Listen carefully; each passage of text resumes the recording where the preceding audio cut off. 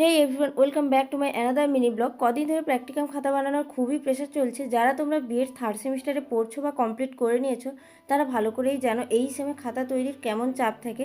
তো আজকে আমি যাচ্ছি কলেজে, ফার্স্টে যাচ্ছি স্ট্যান্ডে এখন হেঁটে হেঁটে, তারপর ধরলাম বাস, তারপরে পৌঁছে গেলাম কলেজে। আর কলেজে পৌঁছে ফার্স্টেই ফ্রেন্ডদের সঙ্গে কিছুক্ষণ আড্ডা দিলাম। তারপর স্যার ক্লাসে এলেন আর খাতা নিয়ে কিছু ইনফরমেশন দিলেন। সোজা কথায় খাতাটা কীভাবে সাজাতে হবে সেটাই বলছিলেন। তারপর কলেজ থেকে বেরিয়ে স্ট্যান্ডে এলাম আমি আর চিন্ময়দি।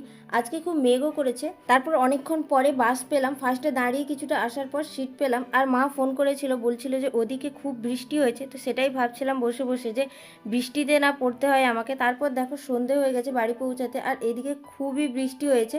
আর চারিদিকে দেখো কেমন অন্ধকার। এই ফাঁকা রাস্তায় আমি রোজই এভাবে একা একাই ফিরি, কিছু করার নেই। তো যাই হোক, বাড়ি ফিরে আবার আমি খাতা নিয়ে বসে পড়লাম। আজকের ব্লগটা এতটুকুই। ব্লগটা যদি ভালো লাগে তাহলে অবশ্যই like, comment, share and subscribe my channel. দেখা যাচ্ছে খুব শিগগিরই নেক্সট একটা